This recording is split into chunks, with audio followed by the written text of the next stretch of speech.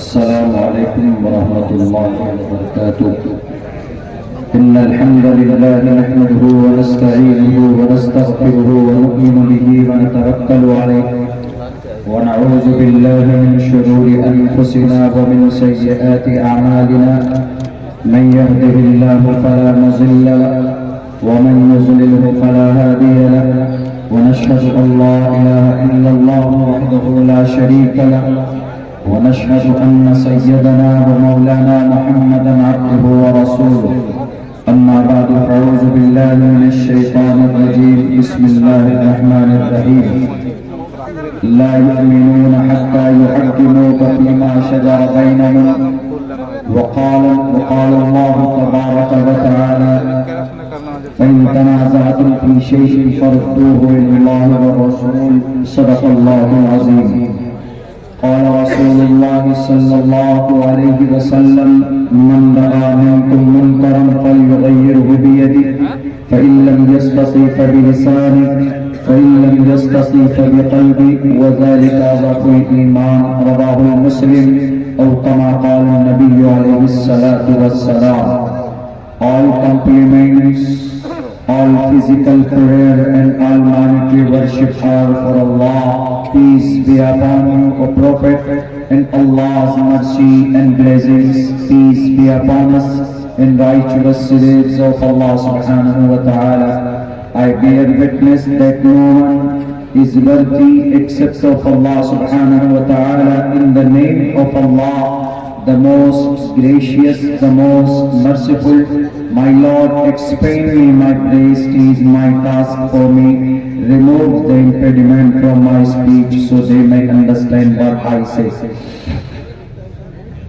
Tasmat shastram parmananti karya akarya vidastito ginatva shastra vidhanuttam karma kartu meharasi.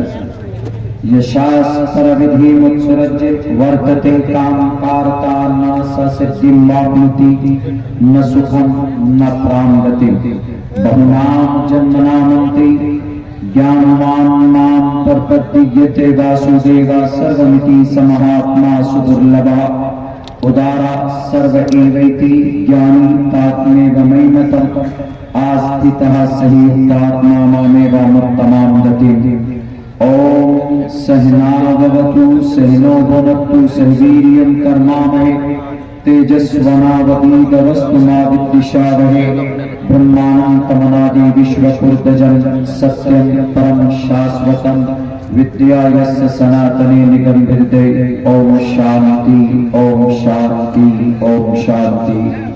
सदर मोहतरम stage पर तशरीफ फरमा अकाबिर उलमा किराम और तहफ़्फ़ुज़ शरीयत कॉन्फ्रेंस के बैनर तले जमा होने वाले हमारे दीनी ईमानी भाइयों, नौजवान साथियों, ज्यादा देर तक बात शायद नहीं हो सकेगी।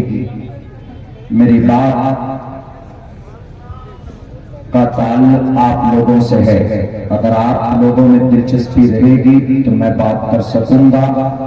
अगर मुझे महसूस होने लगा कि आप नहीं सुनना चाहते हैं, इग्नोर कर रहे हैं, तो मैं मेरी बात वहीं पर कंप्लीट करके अपनी बात को मुकम्मल कर दूंगा। उन्वान बहुत अच्छा है, तहफ़्फ़ुज़ शरीयत कॉन्फ्रेंस। एक मुसलमान के लिए उसकी जान से ज्यादा कीमत अगर किसी चीज की है तो उसके अकीदे और उसकी शरीयत की है। इसलिए इंसानों को पैदा करने का मकसद ही उसकी शरीयत है, अल्लाह की इबादत है। अल्लाह कुरान में कहता है वमा खलक़तुल जिन्न वल इंस इल्ला लियअबुदून। हमने इबादत के लिए पैदा किया है इंसानों और जिन्नातों को। मगर इस वक्त खुसूसन हमारे मुल्क के भारत में हर महीने कोई न कोई कानून आपकी शरीयत के खिलाफ, आपकी शरीयत को खत्म करने के लिए कानून बनाया जाता। तो तो अब ऐसे नाजुक हालात में हम क्या कर सकते हैं? हम मुसलमान, ये एक बहुत बड़ा मसला है। अभी 2 रोज पहले आसाम में एक नया कानून बना बाज़ाब्ता, जो मुस्लिम मैरिज एक्ट था उसको खत्म कर दिया गया। ये एक्ट 1935 में बनाया गया था। उस एक्ट का मतलब ये था कि मुसलमान शादी तलाक अपने हिसाब से करेंगे, उम्र की कोई हद नहीं थी। और लेकिन अब जो कानून बना है, वहां के सीएम ने जो कानून बनाया है, उन्होंने ये कानून बनाया कि अब ये मुस्लिम मैरिज एक्ट खत्म, अब मुसलमानों को स्पेशल मैरिज एक्ट के तहत शादी करनी होगी। इसका मतलब यह है कि लड़की की उम्र 18 साल और लड़की की उम्र 21 साल ये जरूरी है। पहले मुस्लिम मैरिज एक्ट में यह था कि लड़की लड़का दोनों का मुसलमान होना जरूरी है, यह हमारी शरीयत का फरमान भी है। लेकिन अब स्पेशल मैरिज एक्ट में एक बात ये बढ़ा दी है कि लड़का हिंदू हो, लड़की मुसलमान हो, या लड़का मुसलमान हो, लड़की हिंदू हो, अपनी अपनी इच्छा से, अपनी अपनी मर्जी से, अपने अपने धर्म पर रहकर वो शादी कर सकते हैं। धर्म बदलने, धर्म परिवर्तन करने की कोई जरूरत नहीं है। पूछा गया, what is need to change the Muslim marriage act 1935? Tell the people. The Assam CM chief minister साहब, तो उनसे पूछा गया कि सीएम साहब आपने ये कानून क्यों बनाया, जरा समाज को बताइए क्या जरूरत थी। तो पता उन्होंने क्या कहा?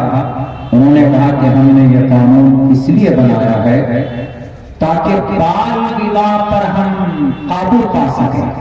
बाल विवाह मतलब जिस बच्ची की उम्र कम है बाप ने शादी करा दी। बालिग होने से पहले यानी 18 साल से पहले जिन बच्चियों की शादी हो जाती है, तो इस कानून से बाल विवाह पर हम नियंत्रण पा सकेंगे, कंट्रोल पा सकेंगे। ये तर्क था, ये दलील थी। लेकिन मैंने जहां तक आज मैंने रिसर्च किया है, आपकी इसी बस्ती में रहकर होने वाले जुल्म को उनके नजरिए से बाल विवाह है मतलब लड़के पर जुल्म है।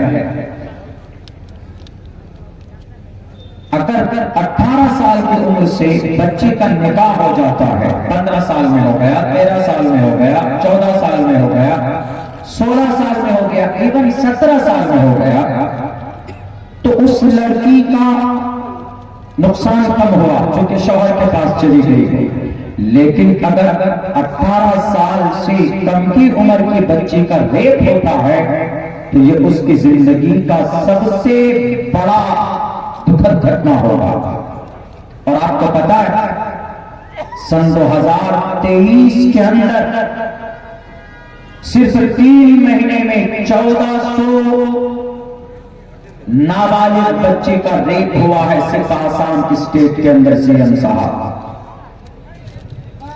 आपको कानून बनाना था तो आप ऐसा कानून बनाते जिससे इन 1400 बच्चों का रेप नहीं होता था। सन 2016 से लेकर सन 2023 तक उसी आसाम की धरती पर 12,776 रेप के मामले, मर्डर के मामले औरतों के ताल्लुक से पेश आए। आपको कानून बनाना था तो इसको कंट्रोल करने के लिए कानून बनाना था, लेकिन नहीं। क्यों? इन पे कानून बनाएंगे तो वोट नहीं मिलेगा ना इनको। मैंने कहा चलिए, लेकिन अब हम मुस्लिम माइनॉरिटी को क्या करना चाहिए इस देश में? हम क्या करें? इस शरीयत की हिफाजत के लिए जो बैनर लगा हुआ है, हम अपनी शरीयत की बका के लिए, उसकी हिफाजत के लिए मुस्लिम क्या कर सकते हैं, हम मुसलमान क्या कर सकते हैं। तो मैं इस वक्त इस सवाल का जवाब एक बहुत बड़े मुजाहिद, एक बहुत बड़े स्वतंत्र सेनानी, एक बहुत बड़े फ्रीडम फाइटर, शेखुल इस्लाम शेखुल अरब वल अजम 22 साल तक मदीनतुल मुनव्वरा में जिन्होंने बैठकर हदीस शरीफ का दर्स दिया, भारत के अंदर आए और यहां पर उन्होंने कुर्बानियां पेश की, देश को आजाद किया। बहुत बड़े मुजाहिद शेखुल इस्लाम हुसैन अहमद मदनी रहमतुल्लाह अलैह लिखते थे कि शरीयत की हिफाजत के लिए हमें किसी से लड़ने की जरूरत नहीं है। शरीयत की हिफाजत के लिए मुसलमानों को अमल करने की जरूरत है अपनी शरीयत पर। मुसलमान अगर अपनी शरीयत पर अमल करता है तो अल्लाह इस शरीयत की हिफाजत आपके अमल के जरिए से करेगा। शरीयत किसी बिल्डिंग का नाम नहीं है कि आप तीर तलवार लेकर उसकी रक्षा करें, कि भाई शरीयत को कोई उठा कर ना लेकर जाए, शरीयत के ऊपर कोई बुलडोजर ना चला दे, शरीयत को कोई खत्म ना कर दे, लूट न ले लुटेरा। शरीयत एक कमान है, ऑर्डर है, वो एक मानवीय चीज है, वो एक मेथड है, रास्ता है। मुसलमानों को अगर शरीयत को बचाना है तो मुसलमानों को शरीयत पर चलना होगा। शरीयत क्या है? सबसे पहले नंबर पर शरीयत है अल्लाह को एक मानना। The first of all you have to concept, you have to believe in one God. आपको एक अल्लाह पर अकीदा मजबूत रखना है, ला इलाहा इल्लल्लाह मुहम्मदुर रसूलुल्लाह। उसके बाद दूसरे नंबर पर बारी आएगी नमाज की। मोमिन है तो सबसे पहले दूसरे नंबर पर सबसे पहली चीज you have to offer Salat 5 times a day, every 24 hours you have to offer salah for every Muslim person, for every Muslim man, woman, boys and girls। लड़का हो, लड़की हो, मर्द हो, औरत हो, जवान हो, बूढ़ा हो, अमीर हो, गरीब हो, हर किसी के लिए जरूरी है 24 घंटे में 5 वक्त की नमाज अदा करना, नमाज पढ़ना। अगर मुसलमान नमाज पढ़ेगा, हर मोहल्ले के अंदर, हर घर के अंदर नमाजी होगा तो अल्लाह नमाज की हिफाजत करेगा, नमाज की रक्षा करेगा। जब मुसलमान नमाज नहीं पढ़ता, जब मुसलमान मस्जिदों को छोड़ देता तो अल्लाह तबारक व तआला जालिमों के जरिए से उन मसाजिद को बुलडोजर के जरिए से बुलडोज किया जाता है, शहीद किया जाता है। तारीख उठाइए बुखारा और समरकंद की। बुखारा और समरकंद के मुसलमान आलसी हो गए थे, नमाज नहीं पढ़ते थे। अल्लाह तबारक व तआला ने कम्युनिज्म को मुसल्लत किया और बुखारा के अंदर से नमाज का नाम निशान मिटा दिया गया।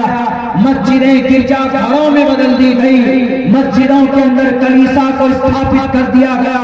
रोमन कैथोलिक ने अपने अपने अकीदे के हिसाब से मिंबर पर बैठकर अपने अपने 3-3, 4-4 और 10-10 खुदाओं की इबादत करते थे। और कम्युनिज्म इतनी ताकतवर थे कि मुसलमानों को खत्म करने के लिए उन्होंने फिर ये ऐलान किया कि जो बचे खुचे मुसलमान हैं हमें उनके साथ हमदर्दी है, तुम घरों में छुपकर नमाज मत पढ़ो, आओ तुम मैदान में, हम तुमको इजाजत देते हैं, तुम नमाज पढ़ोगे, अब हम तुम पर अत्याचार नहीं करेंगे। जो मुसलमान थे बचे खुचे, उंगलियों में गिने जा सकते थे, जो दीनदार थे उनको घर से बाहर किया गया। जो लोग छुपकर नमाज पढ़ते थे और कहा गया कि चलो तुमको इस आइलैंड पे जाना, इस जजीरे पर जाना। कश्ती में सवार किया जाता है, समंदरी जहाज में डाला जाता है और जाने के बाद उस समंदर के बीच में उस जहाज को डुबो दिया जाता है और पूरे बुखारा और समरकंद के अंदर से ईमान वालों का जनाजा निकाल दिया जाता था। गलती क्या थी? मुसलमानों का अपने अपनी शरीयत से, अपनी मस्जिद से और अपनी नमाज से सुस्ती। आज कितने मुसलमान नमाज पढ़ते हैं? योगी या मोदी जी बुलडोजर चलाते हैं तो हम कहते हैं यार ये तो बहुत बुरा हो रहा, बहुत बुरा हो रहा। लेकिन हम क्या कर रहे हैं अपनी शरीयत की रक्षा के लिए, हिफाजत के लिए? अल्लाह तो नहीं कहता है कि तलवार लेकर शरीयत की हिफाजत करो, शरीयत की रक्षा करो। नहीं, अल्लाह कहता है कि you have to follow, you have to complete the command of Allah। तुम्हें अल्लाह के हुक्म को मानना है और अल्लाह के नबी की सुन्नत के मुताबिक तुम्हें अपनी जिंदगी गुजारनी है। और अगर कोई मिले हमारे देश के अंदर सनातन धर्मी भाई तो उन्हें भी बताओ कि अगर मुसलमान अपनी शरीयत की बात करता है, नमाज की बात करता है, अकीदे की बात करता है, एक अल्लाह हमारा है, आपके ग्रंथ में भी एक अल्लाह, एको देवा, एक देव, एक को लगा दे, एक को। संस्कृत में कुछ वर्ड ऐसे होते हैं जब बदल लगते हैं उसमें तो तखसीस का माना देता है। जैसे हम लोग बोलते हैं अल्लाह ही इय्याका नाबुदु, अल्लाह तेरी ही, यहां पर मफूल की ज़मीर पहले लेकर तखसीस पैदा करने के लिए तेरी ही, यहां पर एक हो, एक ही। अगर ये होता एक देवा, एक देव है, बस ये तर्जुमा करते। लेकिन एको देवा, एको देवा, देव एक ही है, एक ही देव है। सर्वभूतेषु गूढ़ः, तमाम खूबियां उसके अंदर है। हमारा क्या कहना, हमारा अकीदा तो यही है ना कि हमारा अल्लाह एक है और तमाम चीजों पर अल्लाह तबारक व तआला कादिर मुतलक है। इन्नल्लाह अला कुल्ली शैइन कदीर, अल्लाह तबारक व तआला हर चीज पर कादिर है। हमारा अकीदा अगर एक अल्लाह पर है तो भारत के अंदर हमारे सनातन धर्मी भाइयों को भी इससे आपत्ति नहीं होनी चाहिए, इसलिए कि ऋग्वेद के अंदर कहा गया एको देवः सर्वभूतेषु गूढ़ः, देव एक है, परमात्मा एक है, देवा एक है और उसके अंदर सारी ताकतें मौजूद है। हम नमाज पढ़ते हैं। दूसरे नंबर पर ईमान के बाद क्या जरूरी है मुसलमान के लिए? रोजा नहीं, ज़कात सबसे पहले ईमान के बाद। आफ्टर ईमान नमाज जरूरी। नमाज पढ़ते अकीमुस्सलाह, नमाज पढ़ते। एक आदमी सवाल करता है कि मौलाना क्यों नमाज पढ़े? What is benefit, what is profit, क्या प्रॉफिट है इसमें, क्या मुनाफा है नमाज पढ़ने से? हालांकि साइंस का कहना है कि जो आदमी नमाज पढ़ता है उसकी कभी रीढ़ की हड्डी के अंदर दर्द नहीं हो सकती है ढंग से नमाज पढ़े कंप्लीटली। और भी बहुत सारी बीमारियों का इलाज बताया साइंस ने, मैं उधर नहीं जाऊंगा। अलबत्ता नमाज अकीमुस्सलाह, नमाज दिस इज ऑर्डर। और जब ऑर्डर होता है तो दलील, आज ही मैंने पढ़ा है, जब ऑर्डर कोई देता है तो उसके पीछे दलील की जरूरत नहीं होती है। लेकिन एक आदमी कहता है कि बिना दलील की कोई चीज हम नहीं मानते। आपकी नमाज है, आप नमाज पढ़ते हैं, कहते हैं कि दलील अल्लाह ऑर्डर देता है। क्यों देता है ऑर्डर? हालांकि ऑर्डर में दलील की जरूरत नहीं होती। बोलता नहीं I am liberal, I am very intelligent person and I don't believe. हम किसी चीज पर अमल नहीं करते हैं, यकीन नहीं करते जब तक दलील ना हो। आप किसी छत के नीचे बैठे हुए हैं, किसी घर के अंदर बैठे हुए हैं और बहुत बड़े बड़े इंटेलेक्चुअल है, सीएम बैठा हुआ है, आईएएस आईपीएस के लोग बैठे हुए, बड़े बड़े अधिकारी जो बड़े विद्वान माने जाते हैं। सबसे बड़ा पढ़ा लिखा किसको माना जाता है हमारे देश में? भाई टॉपर होते हैं, पीएचडी किए हुए होते हैं, प्रोफेसर होते हैं, उनको माना जाता। लेकिन अगर कोई बाहर से आकर, एक जाहिल आदमी आता है बाहर से, कहता अरे भागो छत गिर रही, भागो, तो क्या कहेगा? नहीं, पहले बताओ क्यों भागे? ऐसे थोड़े थोड़े भागो छत गिर रही है तो ऑर्डर बनाने का फौरन, और फौरन कॉपी पेंसिल लेकर भागेगा, दरवाजे से बाहर जाकर तब पूछेगा अरे भाई ऑर्डर बनाने का, जान बचाएगा ना। ऑर्डर के लिए दलील की जरूरत नहीं होती है। और ज्यादा कहता नहीं, कैसे मान सकते हैं? अरे डॉक्टर के पास जाता है, डॉक्टर कहता है कि तुमको ये दवाई खानी है, ये दवाई खानी है। डॉक्टर से कोई पूछता है कि हम क्यों खाएं ये दवाई? अरे तुम्हारी बीमारी है, डॉक्टर ने बता दिया। डॉक्टर जानता है कि तुम इस बीमारी से ठीक, इस दवाई से ठीक होगे, तो डॉक्टर की बातों पर अमल करना जरूरी है। बिला गाँव चोरा मानते तो खैर है, अकीमुस्सलाह, नमाज कायम करना जरूरी है। और इस नमाज को अब दलील चाहिए। अब इस नमाज का फायदा क्या है?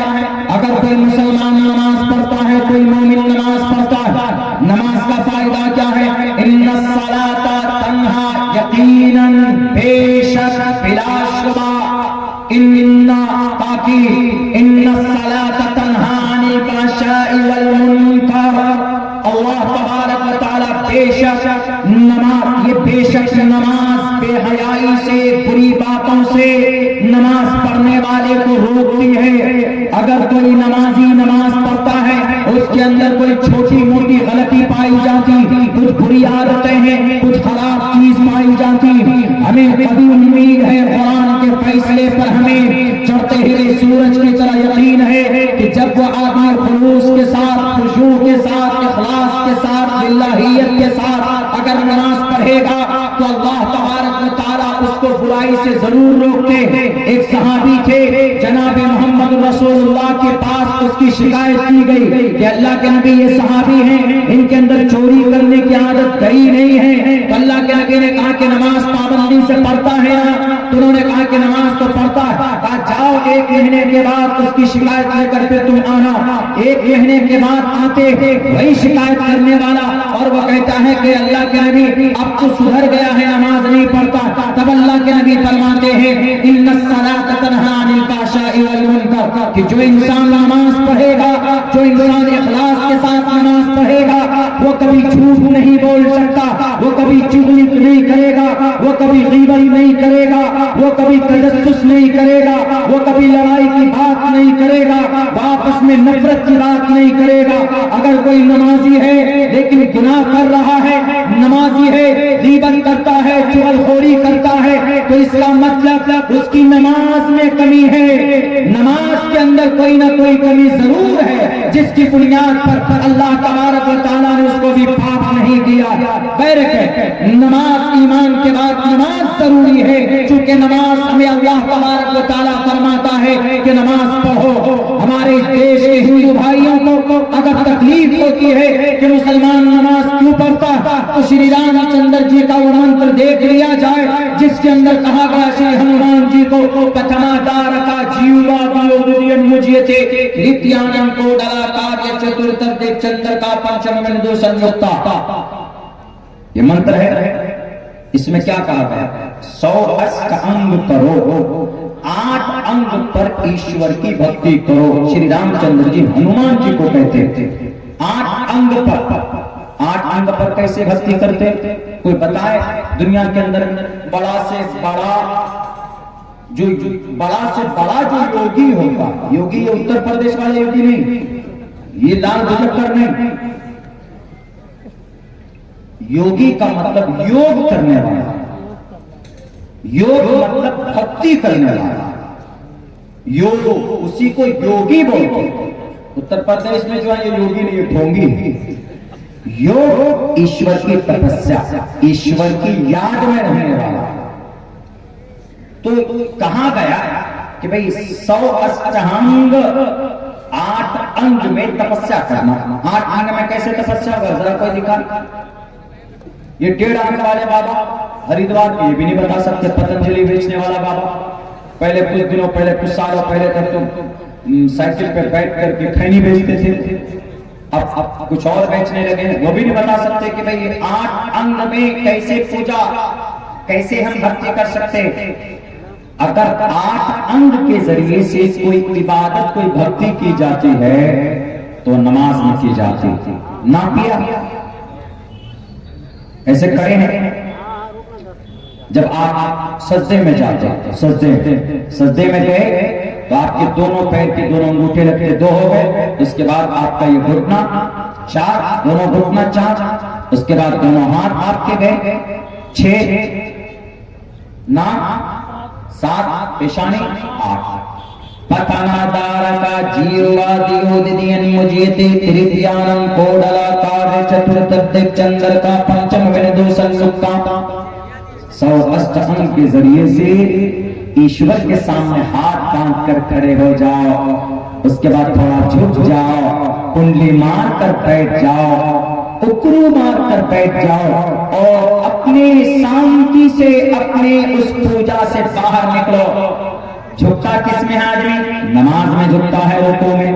उसके बाद बैठता है कब आदमी शांति से, कुंडली मारकर कब बैठता है? कायदा उड़ा कायदा निरा में बैठता है और शांति से अपनी भक्ति से निकलो। कब निकलता है आदमी? जब सलाम फेंकता है तो अपनी नमाज से निकलता है।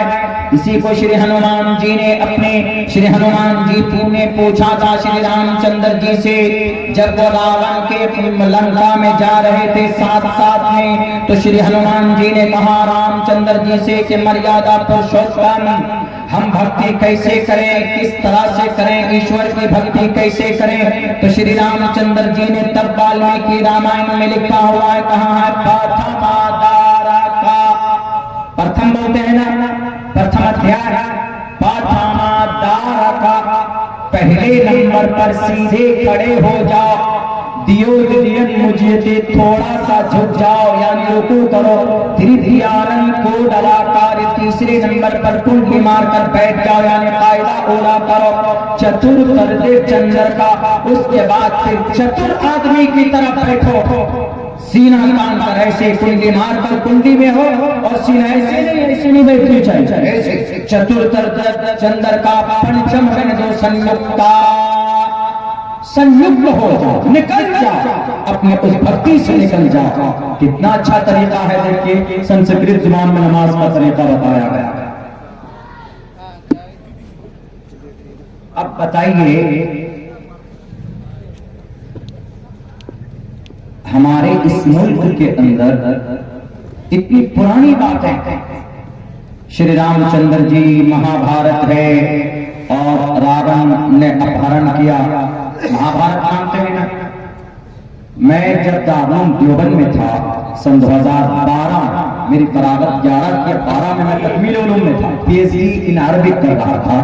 तो उस वक्त मैंने एक मुहाजरात पढ़े थे, मुहाजरात किताबें पढ़ाई जाती है मौलाना अब्दुल हमीद नोमानी साहब की, तो उसमें मैंने पढ़ा था कि महाभारत को मिलाइए आप, ये रावण का जमाना मिलाइए, रावण का वाकया मिलाइए और अबरहा का बैतुल्लाह को जो ढाने के लिए आता इसको मिलाइए। दोनों ये अबरहा जब काबतुल्लाह को गिराने के लिए आया अपने बुलडोजर लेकर, उनका बुलडोजर क्या था? हाथी, 300 हाथी लेकर आया। अबरहा बड़ा ताकतवर था। तो उस वाकये को बनाकर देवमाला एक कहानी बना दी है महाभारत। कैसे? मैं समझाता हूँ थोड़ी सी देर के लिए, थोड़ी देर रुक जाए, उसके बाद मैं फिर अपनी बात खत्म करता हूँ। बहुत देर तक बहुत ज्यादा शौक नहीं है कि भाई मैं इतने दूर से आया हूँ, आप क्यों नहीं क्यों नहीं सुनेंगे, ऐसा नहीं है। आपकी दिलचस्पी होगी तो नई बातें कुछ सामने आएंगे आपके साथ। महाभारत में हुआ क्या था? महाभारत में यह हुआ था कि श्री रामचंद्र जी की पत्नी सीता को रावण उठाकर ले गया, अपहरण करके लेकर चला गया। फिर उनकी मदद के लिए, एक लंबा वाकया शॉर्ट में बता रहा, उनकी मदद के लिए सुखदेव के पास गए श्री रामचंद्र जी। तो सुखदेव ने ये हनुमान को ये लिखी, आपकी मदद करेगा, लेकर जाए। हनुमान ने मदद की। सीता को कौन छुड़ा कर लेकर आए? हनुमान जी। रावण में कौन आग लगाया? हनुमान जी। अब काबतुल्लाह को, काबतुल्लाह को कैप्चर करने के लिए कौन आया? अबरहा यहां रावण है। जब कैप्चर करने के लिए आया तो अब यहां राम कौन है? यहां पर राम अब्दुल मुत्तलिब है। राम अब्दुल मुत्तलिब आगे आया और कहा अबरहा से, अबरहा सही नहीं है, तुम गलत कर रहे हो। अबरहा ने कहा कि तुम अपना ऊंट लो और भागो यहां से, मैं इसको खत्म करने वाला और तोड़ने वाला। तो पता है कि क्या कहा अब्दुल मुत्तलिब ने? कोई बात नहीं, जिसकी जमीन है, जिसका घर है, वो इसकी हिफाजत करेगा। यहाँ राम ने क्या कहा था कि जाओ सीता को ढूंढ कर लाओ, अब्दुल मुत्तलिब चला गया, लेकिन एक बात तय करके गया कि जिसका घर है, जिसकी मस्जिद है काबतुल्लाह, वो उसकी रक्षा करेगा। तो फौरन अल्लाह ने तैर नबाबिल को भेजा और फिर अपने चोंच में, अपने दोनों पैर में लेकर वो पत्थर के टुकड़े आए और फिर गिराया, सबके सब वहीं पर तबाह बर्बाद हो गए। तो जहां पर रावण के लंका में राम गया, तैरन अबाबील के जगह पर हनुमान चंद्र जी तैरन अबाबील को हनुमान बनाया, राम अब्दुल मुत्तलिब को राम बनाया और मस्जिद को सीता बनाया और अबरहा को रावण बना दिया। ये देख लीजिए, लेकिन बचाया किसने सीता को? श्री ये भोले शंकर बजरंग बली, भोले शंकर ने बजरंग बली ने यहाँ पर भी उस काबतुल्लाह की रक्षा किसने की? तैरन अबाबील के जरिए से की गई है। मेरे भाइयों, जब ईमान और जब यकीन मजबूत हो तो अल्लाह तबारक व तआला जरूर मदद करता है। अब्दुल मुत्तलिब, कुछ लोग बोलते हैं कि वो तो अशरिया अकीदा था, गलत बात। अब्दुल मुत्तलिब दीन इब्राहिमी पर, शरीयत इब्राहिमी पर अमल करते थे। वो कभी शराब नहीं पीते थे, वो कभी जिना नहीं करते थे, वो नाजायज काम से दूर रहते थे, इसलिए कि उनकी पसली से, उनके उनके नस्ल से, उनके खानदान से एक सैयदुल अंबिया खातिमुन नबिय्यीन सैयदुल कौनैन जनाब मोहम्मद रसूलुल्लाह का जन्म होने वाला था। अल्लाह तबारक व तआला ने पाक रखा था, लेकिन ईमान और अकीदा इतना मजबूत था। अब्दुल मुत्तलिब जानता था कि अल्लाह जरूर इस घर की हिफाजत करेगा, जब ये घर अल्लाह का है तो अल्लाह जरूर हिफाजत करेगा। आज वही अल्लाह है, आज उन्हीं की मस्जिदें ढाई जा रही है, उन्हीं की मस्जिदें शहीद की जा रही है। हम मुसलमानों का यकीन इतना कमजोर है कि हम लोग चीखते चिल्लाते हैं, हम लोग दुआ करते हैं, हम में से बाज़ लोग रोते भी हैं, तब भी अल्लाह की मदद नहीं आती है। 600 साल पुरानी मस्जिद दिल्ली के अंदर बुलडोजर से शहीद कर दी गई। 200 साल मस्जिद के ऊपर अभी उसके ऊपर नोटिस जारी कर दिया गया, एक मस्जिद तोड़ और उसके ऊपर बुखाना बना दिया गया। दूसरी मस्जिद ज्ञान वापी बनारस के अंदर उसको तोड़ने और उसको शहीद करने की पूरी तैयारी चल रही। आखिर हमारे यकीन के अंदर ऐसी ताकत क्यों नहीं है कि हम अल्लाह तबारक व तआला की मदद को इस जमीन तक ला सके? मुसलमानों, अल्लाह की ताकत, अल्लाह की मदद आती नहीं है, अल्लाह की मदद बुलाई जाती है। जंगे बद्र में अल्लाह की मदद बुलाई गई थी। अल्लाह के नबी ने दुआ की थी कि अल्लाह, अगर ये चंद सहाबा 313 सहाबा है, अगर ये मिट गए तो तेरा नाम लेने वाला इस जमीन पर कोई बाकी नहीं होगा, इसीलिए इनकी मदद फरमा दे।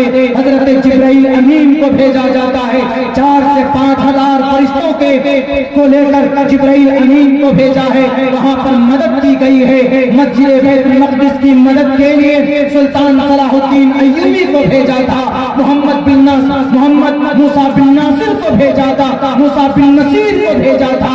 इस जमीन के ऊपर अल्लाह तबारक व तआला इन जालिमों के सामने में, हमारे नजरों के सामने में उम्मुल मदारिस दारुल देवबंद के ऊपर तरह तरह की बातें करते हैं कि ग़ज़वे हिंद की तैयारी चल रही है। ऐ जालिमों, ग़ज़वे का गलत मतलब पूछने वालों, ये तो 711 ईस्वी के अंदर मोहम्मद बिन कासिम अस-सक़फ़ी के जरिए से इसका वाक़या हो चुका, और फिर तुम्हें शक होता है कि दारुल देवबंद के अंदर ग़ज़वे हिंद की तैयारी चल रही है, तो गलत है।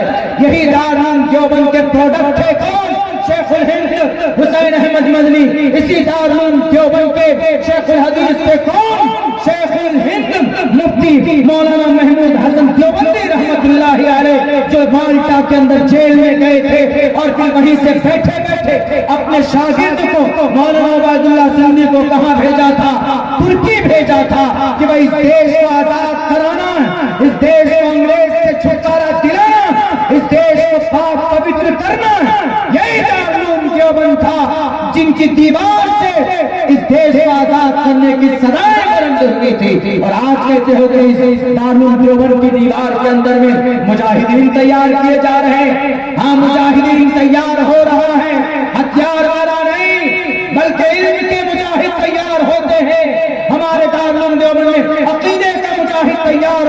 है, अल्लाह के नबी का आशिक तैयार होता है और इस देश के नफरती मुसलमानों से कहना चाहता, तुम्हें बहुत ज्यादा अगर दोस्ती है, तुम्हें बहुत ज्यादा अगर इस देश के अंदर में अपने अपने अकीदे तुम्हें पसंद है, तो आओ जालिमों के सामने में करो उनका मुकाबला, उनकी जुबान का मुकाबला करो। बताओ तुम कि मुस्लिम मैरिज एक्ट को बदलना असंवैधानिक है, गलत है, नाजायज है, संविधान के खिलाफ है। हमारे ही लोगों के गलत करतूत की वजह से ऐसा हो रहा। दारुल देवबंद एक मरतबा एक यहूदी आया मौलाना कारी तैयब साहब रहमतुल्लाह अलैह के सामने और उन्होंने उनसे पूछा कि I want to see a complete Darul Deoband, please visit, दिखाइए जरा। आए मेहमान खाने में, उनको लेकर गए, घुमा करके। दारुल देवबंद का रक्बा बहुत लंबा चौड़ा नहीं, आप दार कदीम में जाएंगे जहां वो दौर हदीस है, दौर हदीस की इस तरफ से इसी इधर मतबख है, इधर से रवाब के खालिद है, मेरा रवाब के खालिद 19 नंबर में मैं रहता था। ऐसे घूम करके आएंगे, ऐसे ऐसे इस तरह करके है, फिर यहाँ पे मोहतरा है, फिर यहाँ पे बाब कासिम है, इधर फिर और मस्जिद रशीद इधर बनाई गई, फिर उस तरफ है, ज्यादा लंबा चौड़ा नहीं। तो घुमा करके मेरे ख्याल से 15-20 मिनट में भाई ये गोडाउन है, ये किचन है, मैस है और ये दरसगाह है, ये बच्चों की रुकने की जगह दिखा करके जब जाने लगे तो वो यहूदी कहता है कि please complete, I want to see a complete Darul Deoband and this is very small, ये तो बहुत छोटा है, मैं बड़ा देखना चाहता हूं, पूरा दारुल देखना चाहता हूं, because I came here from the long distance, बहुत दूर से आया। तो मौलाना कारी तैयब साहब क्या फरमाते हैं? कारी तैयब साहब कहते हैं कि आपने what's your thought about Darul Deoband, आप क्या सोचते थे दारुल के बारे में? उन्होंने कहा कि आई थॉट दारुल देवबंद कि आपका जो कैपिटल है, जो दिल्ली है, दिल्ली जैसी बड़ी शहर इतना लंबा चौड़ा रकबे में है, वह आपके दारुल के एक पांव में समा जाएगा। मैं ये सोचता था, यानी दारुल इतना बड़ा होगा।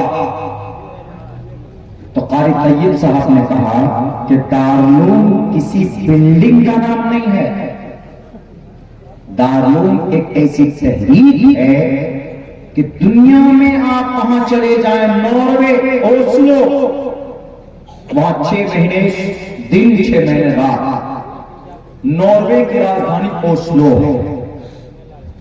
मेरे मामू बताते हैं कि जब मैं गया था वहां पे, यूक्रेन में रहते हैं, वो एमडी है, डॉक्टर है, उन्होंने कहा कि मैं जब नॉर्वे गया था, ओस्लो, नॉर्वे की राजधानी ओस्लो में, तो वहां 6 दिन तक ऐसा होता। तो उन्होंने कहा कि अगर आप वहां चले जाएं, उस यहूदी से डॉक्टर कारी साहब ने कहा, अगर आप वहां जाएं, अगर वहां दीन का कोई काम हो रहा है, अगर वहां नॉर्वे की मस्जिद में कोई इमाम है,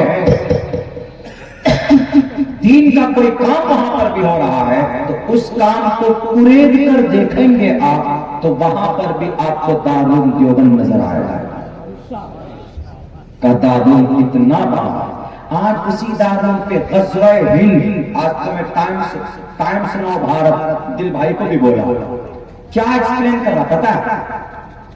ग़ज़वे का मतलब इस्लाम का विस्तार, ये देखिए, ग़ज़वे का मतलब इस्लाम का विस्तार का मतलब इस्लाम की इशाअत, गलत तर्जुमा है कि नहीं? ग़ज़वे का मतलब इस्लाम की इशाअत। अरे बेवकूफ सब, टाइम सुनाओ भारत वाले, इतनी बड़ी चैनल अपने आप को मानते हो, आ जाओ मेरे स्कूल में, नर्सरी में पढ़ो, तुम ना लाया था, तुम्हें ग़ज़वे का माना पता समझा देंगे। ग़ज़वे का मतलब बैटल ऑफ कील, जंग के मैदान को बोलते हैं। ग़ज़वा जिसमें जनाब मोहम्मद रसूलुल्लाह बनफ्स नफीस शरीफ हुए, उसको ग़ज़वा बोला जाता था। ग़ज़वे का मतलब इस्लाम की इशाअत, ग़ज़वे की तैयारी चल रही है। आप पढ़ो, I used to study in Darul Deoband complete 2 years in 2012 and 11 and 12 हमने पढ़ा है दारुल देवबंद में, तुम भी पढ़कर देखो। अगर तुम्हारे दिमाग का सारा कीड़ा न निकल जाए तो अब्दुल्ला सालिम का नाम बदल देना। अमन की बात होती है, दुआएं की जाती है। शेख अब्दुल हक साहब शेख सानी के हमारे बुखारी जिल्द सानी उनसे हमने पढ़ा है, जब वो दुआ करा रहे थे एक मरतबा मुल्क के लिए दुआ करा रहे थे कि अल्लाह हमारे मुल्क में अमन का माहौल कायम करना। अभी तो उनका इंतकाल हो गया, अल्लाह उनकी मग़फ़िरत फरमाए।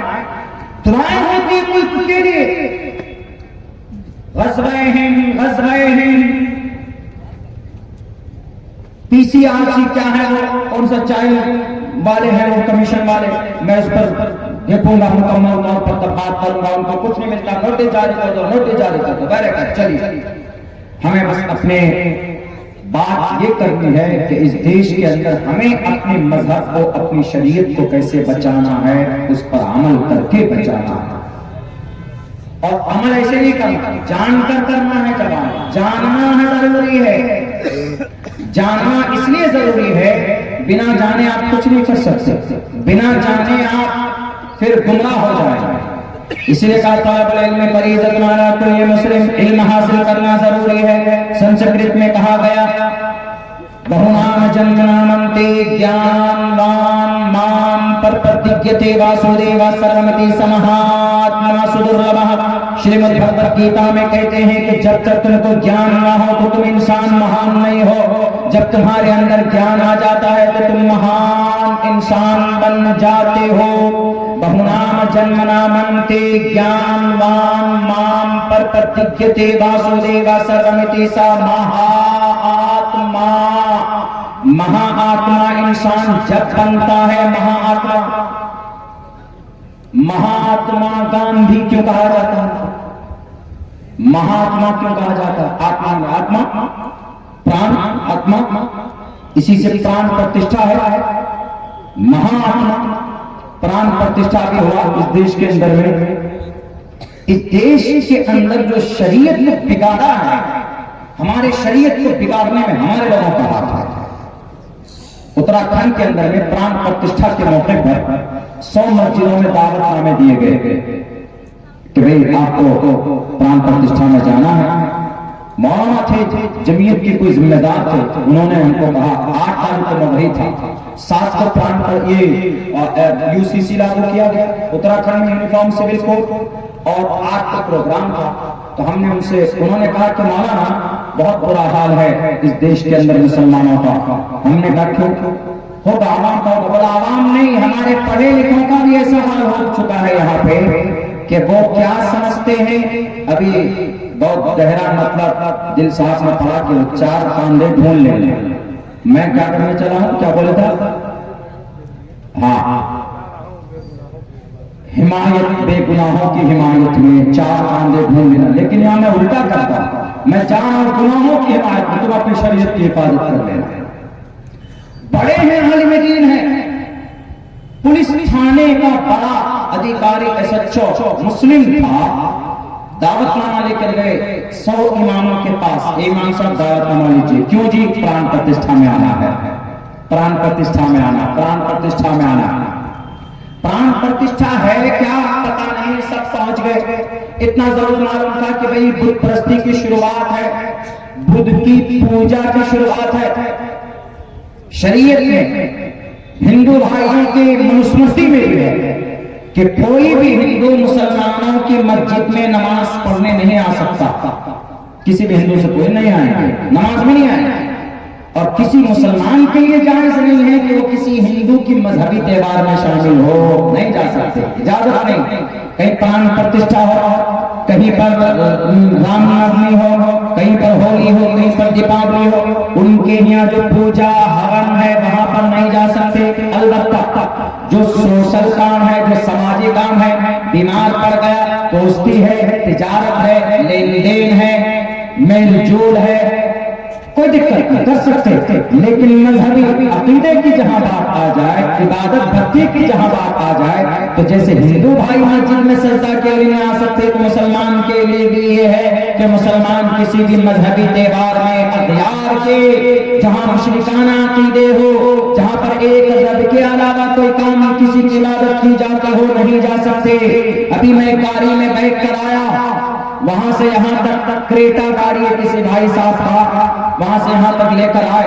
उस गाड़ी के हाईटेक पे है क्या तिरंगा है, और तिरंगे के नीचे लिखा हुआ था वंदे भारत। वंदे भारत, वंदे भारत का मतलब ए भारत माता, मैं तेरी पूजा, मैं तेरी वंदना करता हूं। मैंने भी पढ़ा था अपने खुतबे में, ओम शांति, ओम शांति, ओम शांति। एक ब्रह्मा, एक विष्णु, एक शिव, ओम शांति नहीं। मेरा मतलब था एक रहमान, मेरा मतलब था एक रब्बुल आलमीन, मेरा मतलब था एक वहाब, मेरा मतलब था अल्लाह की तरफ, मेरा मतलब था ओम शांति। ओम से मुराद में जब भी ओम पढ़ता, मेरे दिल के अंदर ये नीयत होती है कि इस ओम से मुराद मेरा अल्लाह है, क्योंकि ओम के अंदर 3 लफ्ज है, आकार, मकार, सता। इसका मतलब विष्णु, ब्रह्मा, शिव। विष्णु से मुराद है रब्बुल आलमीन, और ब्रह्मा से मुराद है अल खालिक, और शिव से मुराद है अल कहार। तो मैं ब्रह्मा, अल खालिक और रब्बुल आलमीन और अल कहार मुराद लेता हूं, इसीलिए मैं पढ़ता हूं कभी कभी ओम शांति, ओम शांति, ओम शांति। सवाब हासिल करने के लिए नहीं, ये सिर्फ नॉलेज के लिए कर रहा हूं, वरना सवाब अगर आपको मिल सकता है तो आपको अरबी और कुरान करीम की तिलावत पढ़ने पर आपको सवाब मिल सकता है, वरना दुनिया की किसी भी लैंग्वेज में आप रब का नाम ले लीजिए, आपकी नीयत सही नहीं होगी तो आपको सवाब नहीं मिल सकता। बहरे है तो उन्होंने इजाजत नहीं, 100 मस्जिदों में दावतनामे पेश किए गए, 100 में से 80 मस्जिद के इमाम उस प्राण प्रतिष्ठा में पहुंचे। उस प्राण प्रतिष्ठा में पहुंचकर क्या सरूर पेश किया, हम आपके साथ हैं, हम आपके साथ हैं, आप कुछ भी कीजिए, हम आपके साथ। कलमा पढ़ने वाला नहीं, पढ़ा लिखा करता इमाम साहब से पूछा गया कि आपने ऐसा क्यों किया? उन्होंने कहा कि भाईचारे को हम बढ़ावा देना चाहते हैं। मुसलमान से, इस्लाम शरीयत से ज्यादा भाईचारे के बढ़ाव का पैगाम किसी भी मजहब के अंदर नहीं है, किसी भी शरीयत के अंदर नहीं। अल्लाह के नबी फरमाते हैं, ला यदखुलुल जन्नत मन ला यअमनु जारुहु बवाइकुहु। A Muslim, a complete Muslim does not harm to others fellow other Muslim, other person. मुसलमान सच्चा वही है जो किसी दूसरे को तकलीफ न पहुंचाए। अल्लाह के नबी फरमाते हैं कि किसी का पड़ोसी, किसी मुसलमान का पड़ोसी अगर हिंदू है, क्रिश्चियन है, जैन है, बौद्ध है, अगर उसके जुल्म से तंग आ रहा है तो इसका मतलब यह है कि फिर ये वार्निंग दी गई, तुम जन्नत नहीं जा सकते। ये क्या है? भाईचारा नहीं है तो क्या है? लेकिन प्राण प्रतिष्ठा में शरीक हो जाना, अपनी शरीयत को मिस्मार करना, अपनी शरीयत को धोखे में डालना, अपनी शरीयत को अपने हाथों से मिटाने की कोशिश करना है।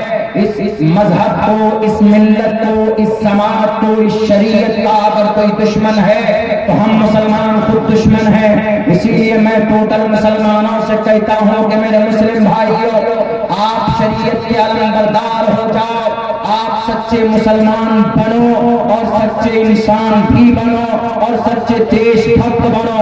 जिनके दिमाग में भूसा भरा हुआ है कि मुसलमान नमाजी है तो देशभक्त नहीं है, अरे मुसलमान नमाजी है, इतना बड़ा देशभक्त है कि अपनी जमीन को 24 घंटे में 5 मरतबा चूमता है, 5 मरतबा सजदे करता है इस जमीन पर, इस मिट्टी पर। इससे ज्यादा और इस देश की धरती को कौन सम्मान दे सकता है? अगर क्रिकेट के मैदान में सचिन तेंदुलकर, विराट कोहली अगर शतक लगाता है तो फौरन सजदा करता है। कौन सा सजदा ईश्वर के सामने नतमस्तक होता है? और बहुत से लोगों का अकीदा होता है कि इस देश की मिट्टी को चूमता है तो पूरी दुनिया के रिपोर्टर पीछे लग जाते हैं, बड़े बड़े अल्काफ से नवाजते हैं कि ये देखो ये सच्चा देशभक्त है, इसने शतक लगाकर एक मरतबा इस जमीन को बोसा दिया है। को सजदा करता नहीं, 5 टाइम तो झुकता है, बल्कि एक रकात के अंदर, एक रकात में 1 मरतबा झुकता है, ज़ोहर के अंदर कई मरतबा झुकता है, असर में कई मरतबा बोसा लेता है। कम से कम 70-75 मरतबा 24 घंटे के अंदर एक मुसलमान इस देश की मिट्टी को चूमता। इससे बड़ा कोई हो सकता है देशभक्त? लाओ तारीख के अंदर, लाओ तुम अपने 24 घंटे के अंदर दिखाओ देशभक्ति। इसीलिए ये मुसलमान रब का वफादार है तो इस देश का भी वफादार है।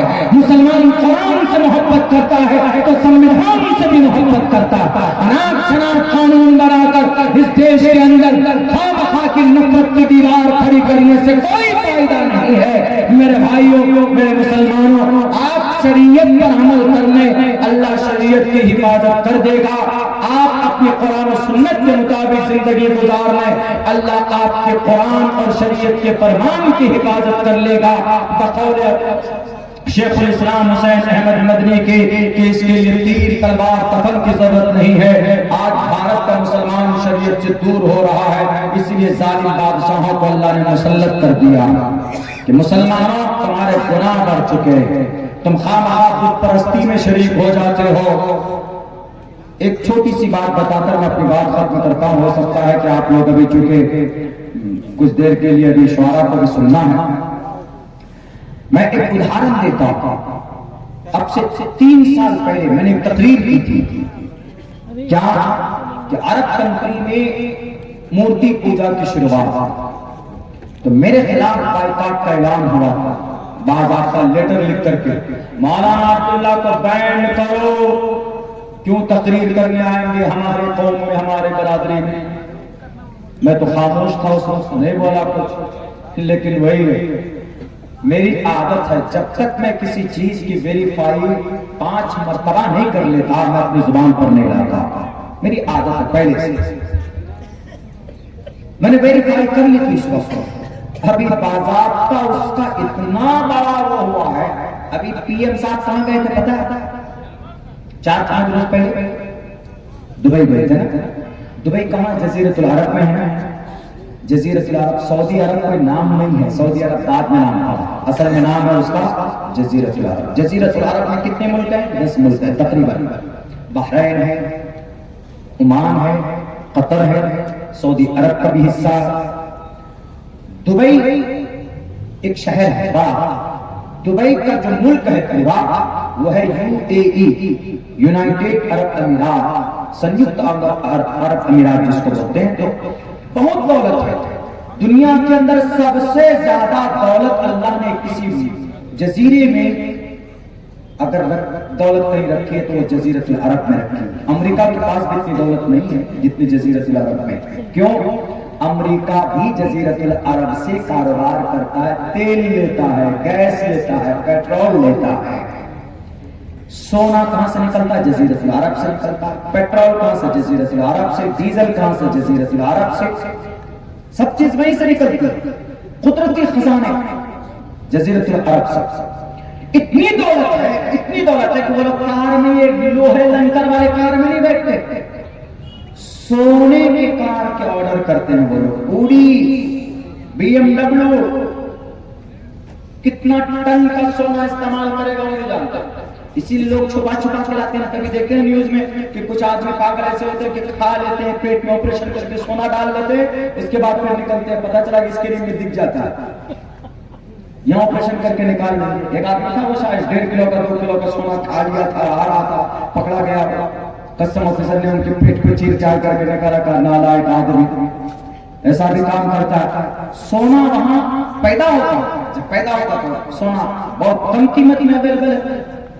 इतनी दौलत है इन जजीरतुल अरब में, सिर्फ अरब अमीरात के पास इतनी दौलत है, इतनी दौलत है। इन्होंने दावा किया अगर पूरी दुनिया के अंदर कोरोना का लॉकडाउन कर देते, कोरोना का लॉकडाउन कर देते।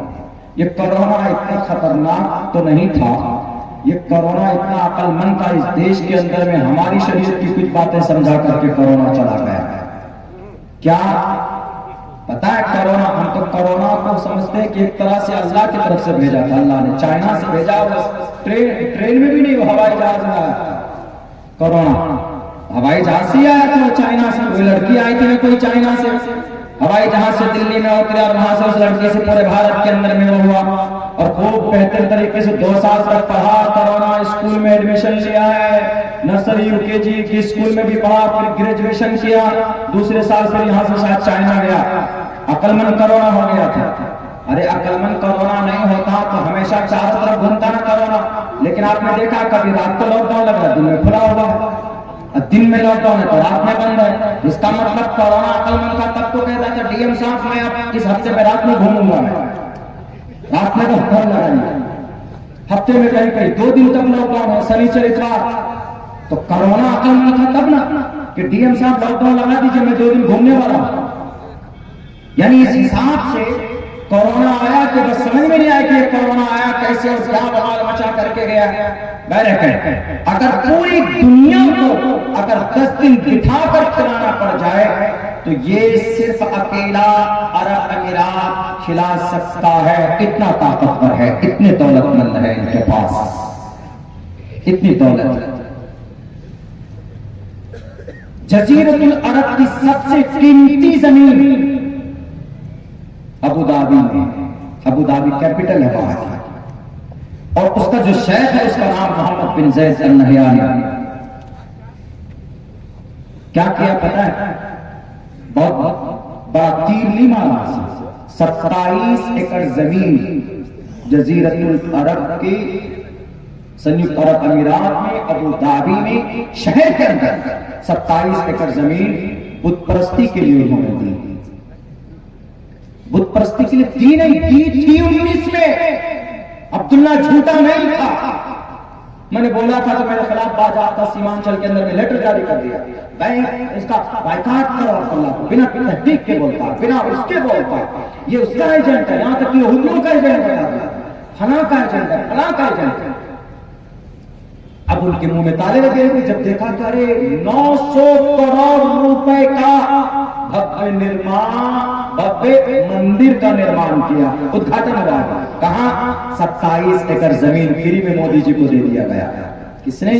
जजीरतुल अरब, जहां सहाबा जाते थे, जहां कुरान नाजिल हुआ है, जहां पर अल्लाह के नबी घूमने जाया करते थे, दीन के पैगाम को लेकर जाते थे, उस जगह पर 27 एकड़ जमीन दे दी गई। वहीं करीब में गजा में तकरीबन 55,000 मुसलमान कलमा पढ़ने वाले मार दिए गए।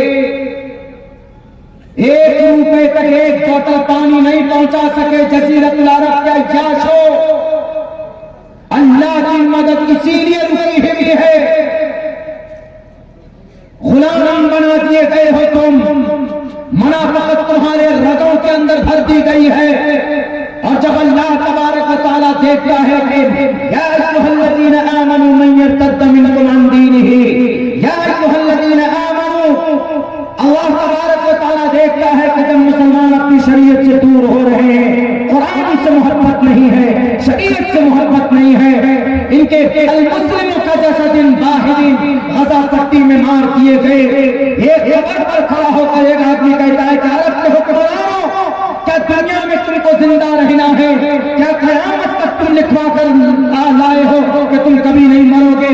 बच्चे घास खाकर सोशल मीडिया में देख रहे होंगे, भूखा है, खाने के लिए रोटी नहीं है, घास चबा रहे हैं, पेड़ के पत्ते चबा रहे हैं, उन बच्चों को इतनी भूख लगी हुई है और तुम 27 एकड़ जमीनें बांट रहे हैं। कई करोड़ रुपए के सोने के गाड़ी पर बैठते। अल्लाह तबारक व तआला का, अल्लाह की रहमत, अल्लाह की मदद इसलिए रुकी हुई है, इन मुजरिमों की वजह से रुकी हुई। जब तक आपको मुसलमानों को शरीयत से कल्बी मोहब्बत ना हो, जब तक अमली मोहब्बत ना हो, तो अल्लाह की मदद नहीं आती है। अल्लाह की मदद शर्त है कि आपको ईमान के साथ अपनी शरीयत से मोहब्बत होना, आपके घर में सब नमाजी होने चाहिए, आपको गीबत से बचना चाहिए, सूद से बचना चाहिए, जुआ से बचना चाहिए, हराम खोरी से बचना चाहिए, हराम खोरी से। एक ताजा मिसाल देता हूं, बस मैं अपनी बात करता हूं, मैं अपनी बात, अपनी उदाहरण दे रहा हूं। मैं जब हाफिज बना था 11 साल की उम्र में, घर आया, 10-12 पारा तरावी में सुनाया, क्योंकि बच्चा जब हिफ्ज़ करता है तो याद नहीं होता, 1 साल लगाना पड़ता है, किसी को 6 महीने लगाना पड़ता है दौड़ करने के लिए अलग से।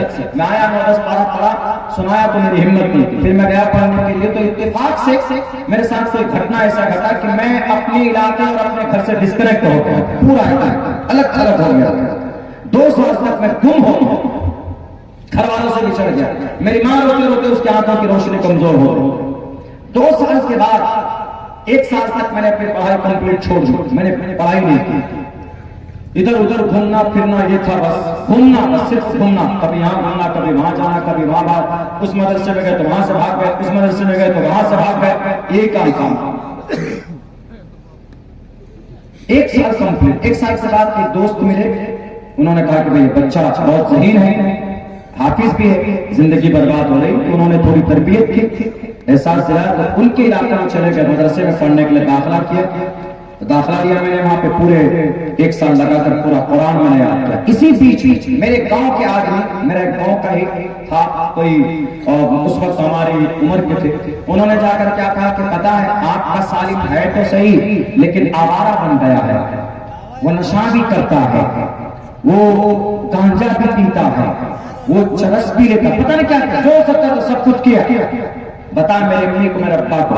अम्मी अब्बा तो पहले इसलिए खुश हो गए कि भाई चलो कम से कम मेरा बेटा है तो सही जिंदा, लेकिन अब्बा ने दूसरी बात क्या कही उससे, ताकि तुम झूठे हो, मेरा बेटा गलत नहीं है। ताकि क्यों, किस वजह से आप कह रहे हैं? तो उन्होंने कहा कि मुझे मेरी परवरिश पर पूरा यकीन है, मैंने अपने बेटे को एक लुकमा भी हराम रिस्क का नहीं डाला है उनके मुंह में, मुझे अपने हलाल रिस्क पर मुकम्मल भरोसा है। अल्लाह के नबी की हदीस भी है, ला यदखुलुल जन्नत जसदुन गुज़िया बिल हराम। अगर हराम रिस्क देकर आप अपने बच्चे की परवरिश करते हैं तो फिर वो रिस्क, वो जिस्म कभी भी जन्नत के अंदर दाखिल नहीं हो सकता है। मैं आया 1 साल के बाद, आने के बाद अब्बा बोले, सारे लोग बोले कि आपका बेटा तो आ गया, आप तो बड़ा बोल रहे थे कि मेरे बेटे पर भरोसा है, देखते आपका बेटा क्या करता। अब्बा एक रोज बोले घर में कि क्या कुरान याद है? हमने कहा कि भाई अब्बा पूरा याद है, कुरान याद करके आया हूँ, कब कहाँ सुनाना है बोलिए। बोला कि तुमको 10 दिन में पूरा कुरान सुनाना है रमजान में। हमने कहा कि इंशाअल्लाह सुनाऊंगा। 10 दिन के लिए खड़ा हुआ, 8 दिन में पूरा कुरान सुनाया, सारे लोग खुश हो गए, वो झूठा हो गया। अब अब्बा का सर झुकने नहीं दिया। उसके बाद फिर 15 फिर 10 दिन का एक खत्म और किया, फिर 6 दिन का एक और किया, यानी एक पूरे रमजान में 3 जगह तरावी के अंदर में 3 खत्म किया हमने, पूरे कुरान को सुनाया। तो अब्बा ने आखिर दिन में उसी मस्जिद के मिंबर पर खड़े होकर कहा कि मैंने कहा था ना कि मुझे अपनी परवरिश पर पूरा यकीन है, क्योंकि मुझे इसलिए यकीन है, मुझे याद है कि मैंने मेरी जिंदगी के अंदर मेरे इस बेटे को कभी भी हराम रिस्क का एक निवाला इसके मुंह के अंदर नहीं डाला। इसीलिए अगर औलाद को चाहते हैं कि औलाद नेक बने, औलाद फरमाबरदार बने, औलाद के अंदर में जुर्अत हो, हिम्मत हो, दीनदारी हो, नेक नीयती हो, तो हराम रिस्क कमा कर उनके मुंह के अंदर डालने की कोशिश कीजिए। अगर हराम रिस्क से परवरिश करोगे तो ला यदखुलुल जन्नत जसदुन गुज़िया बिल हराम, वो जन्नत, वो जिस्म कभी भी जन्नत के अंदर नहीं जा सकता जिसकी परवरिश हराम रिस्क से की गई हो। अल्लाह से दुआ करता हूँ कि अल्लाह तबारक व तआला कहने सुनने से ज्यादा अमल की तौफीक अता फरमाए। बहुत बहुत शुक्रिया, जज़ाकल्लाह। अस्सलामु अलैकुम व रहमतुल्लाहि व बरकातहू।